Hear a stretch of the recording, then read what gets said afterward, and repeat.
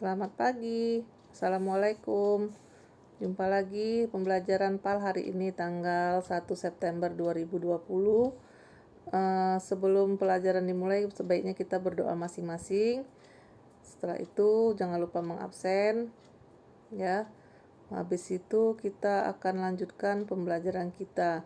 Materi judul besarnya yaitu akuntansi piutang satuan kerja.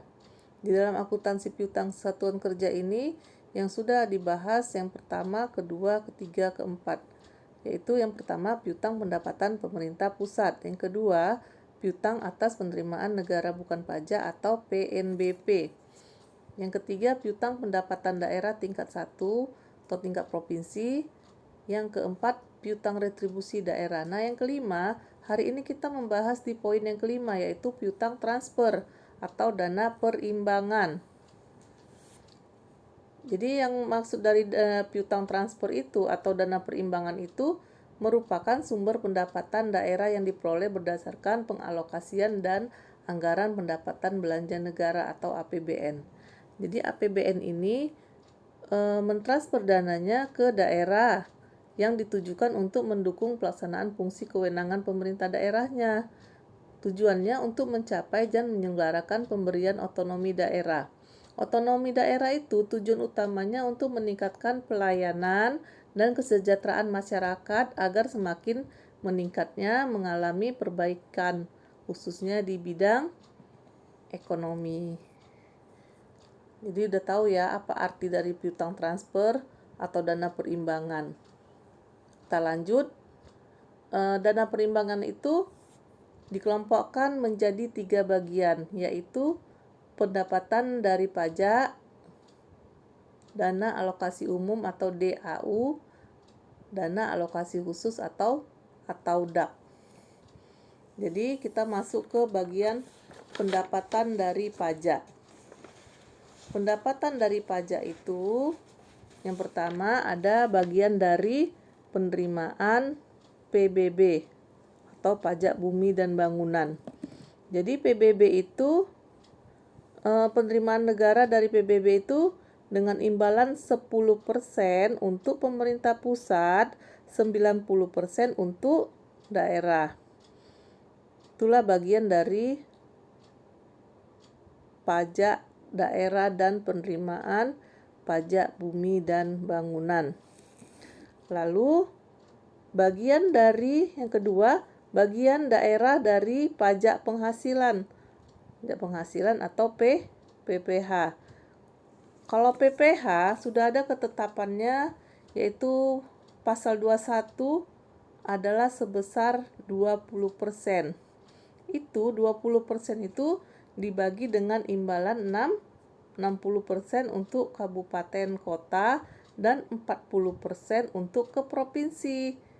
Dan dilaksanakan secara triwulan, setiap 3 bulan sekali. Jadi pembagiannya seperti itu ya. 20% itu udah ketetapan dari pasal PPH. Untuk pemotongan PPH itu 20%. Lalu dibagi dengan kalau 60 itu untuk ke kabupaten atau kota. Terus yang ke 40%-nya untuk ke provinsi. Balik lagi ke provinsi 40%. Yang ketiga, pendapatan dari pajak yang ketiga itu bagian dari penerimaan sumber daya alam.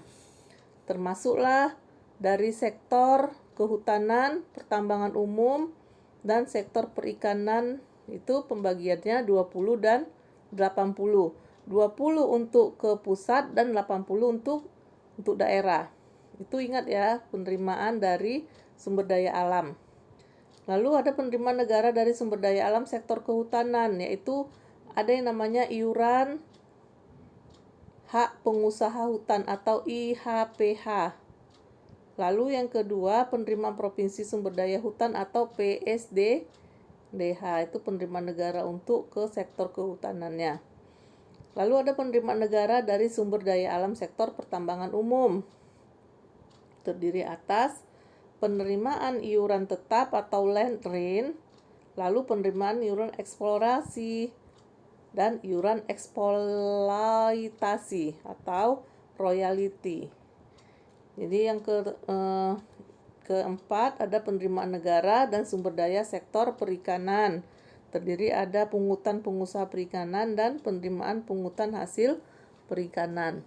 Kalau dia bagian daerah dari penerimaan negara di sektor perikanan dibagi dengan porsi yang sama besar kepada kabupaten kota di seluruh Indonesia. Ingat ya, kalau dia di penerimaan negara untuk perikanan, pembagiannya itu dibagikan dengan porsi yang sama besar kepada kabupaten kota di seluruh Indonesia. Lalu yang F, penerimaan negara dari sumber daya alam sektor pertambangan minyak dan gas alam dibagi ke daerah adalah penerimaan negara dari sumber daya alam sektor pertambangan dan gas dari wilayah daerah terkait setelah dikurangi komponen pajak dan pungutan. Lalu yang G, penerimaan negara dan pertambangan minyak bumi dan gas alam terdiri atas, kalau dia penerimaan negara dari pertambangan minyak bumi dengan imbangan 84,5% untuk pemerintah pusat dan 15,5% untuk pemerintah daerah.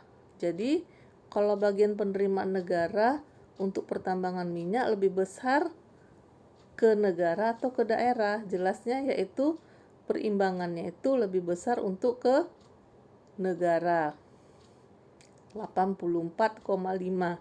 Sementara untuk kalau untuk pemerintah pusat 15,5%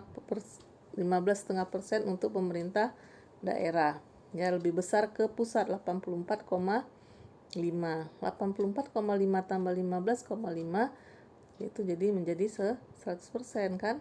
Jadi kalau dia penerimaan negara itu alokasinya itu lebih besar ke negara, bagian dari penerimaan negara atau pertambangan minyak. Penerimaan negara dari pertambangan gas dan pertambangan gas dengan imbangan 69,5% untuk pemerintah pusat dan 30%, 30,5 ya untuk pemerintah daerah.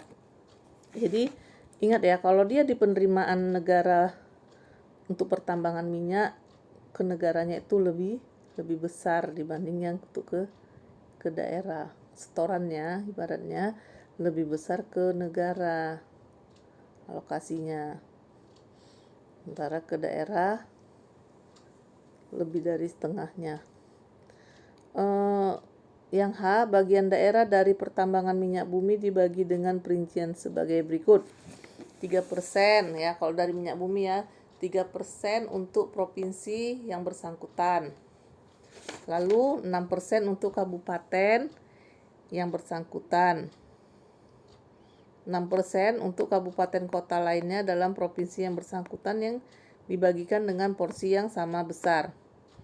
Jadi bagian daerah, pertambangan gas daerah itu dengan perincian 6% provinsi, 12% kabupaten, 12% lagi kabupaten daerah lainnya. Tapi itu dalam provinsi. Sekarang yang J, dana bagi hasil. Ada ya disebut di sini dana bagi hasil pertambangan minyak dan gas itu sebesar 0,5.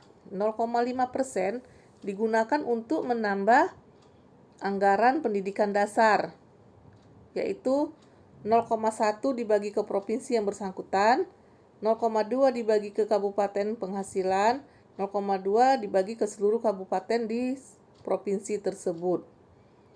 Jadi dana bagi hasil perimbangan minyak gas ini juga untuk bisa didapat untuk menambah dana namanya pendidikan dasar. Makanya kalau semakin banyak pendapatan negara hasil dari kembalinya keuangan negara ke kas negara, maka negara kita bisa perekonomiannya semakin membaik. Seringnya ada bantuan untuk ke pendidikan ya kan, kesehatan, Pemerintah dananya itu sebenarnya didapat dari pajak, ya kan? Kembali lagi ke masyarakat. Oke, sekarang kita masuk ke DAK atau dana alokasi khusus. Dana alokasi khusus itu merupakan jenis dana yang telah dialokasikan dari anggaran pendapatan dana belanja negara kepada daerah tertentu yang diajukan untuk membiayai kebutuhan khusus dengan memperhatikan ketersediaannya dana dalam anggaran pendapatan dan belanja negara. Coba perhatikan klasifikasi piutang. Itu ada 3 golongan ya.